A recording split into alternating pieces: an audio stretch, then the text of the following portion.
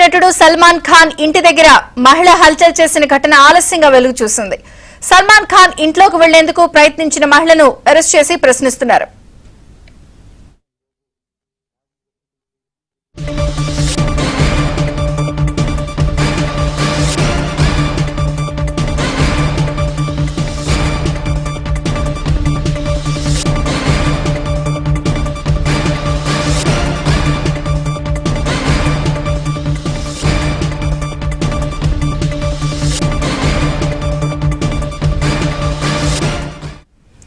సల్మాన్ ఖాన్ ఇంట్లోకి వెళ్లేందుకు ప్రయత్నించిన మహిళను అరెస్ట్ చేసి పోలీసులు ప్రశ్నిస్తున్నారు.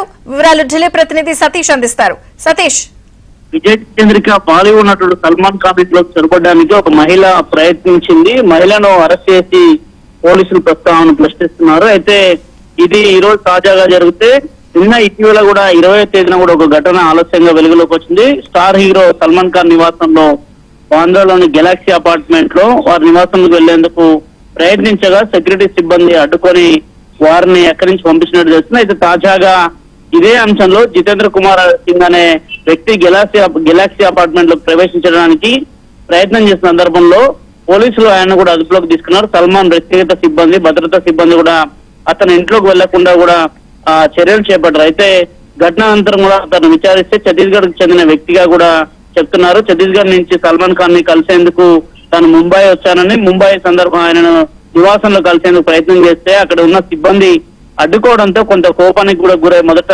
తన ఫోన్ ను కింద పడేశాడని, అనంతరం ఆ రోజు సాయంత్రం తిరిగి కూడా మళ్ళీ గెలాక్సీ అపార్ట్మెంట్ లో సల్మాన్ కలిసేందుకు కూడా మరోసారి ప్రయత్నం చేసిన ఆ ప్రయత్నం సందర్భంగా కూడా వ్యక్తిని కూడా అదుపులోకి తీసుకుని ఆయన కూడా విచారిస్తున్నట్టు తెలుస్తుంది. దాదాపు వ్యక్తి ఛత్తీస్గఢ్ కు చెందిన వ్యక్తిగా కూడా పోలీసులు చెప్తున్నారు. కేవలం సల్మాన్ ఖాన్ కలిసేందుకు మాత్రమే ఆ వ్యక్తి వచ్చారని చెప్తున్నారు. ఆ కోణంలోనే చూడాలా సతీష్? ఈ మధ్య కాలంలో తరచూ సల్మాన్ ఖాన్ కి బెదిరింపులు అవి కూడా వస్తున్నాయి కదా, ఆ అంశం కూడా వార్తల్లో హైలైట్ గా నిలిచింది. ఆ కోణంలో ఏమన్నా పోలీసులు దర్యాప్తు చేస్తున్నారా?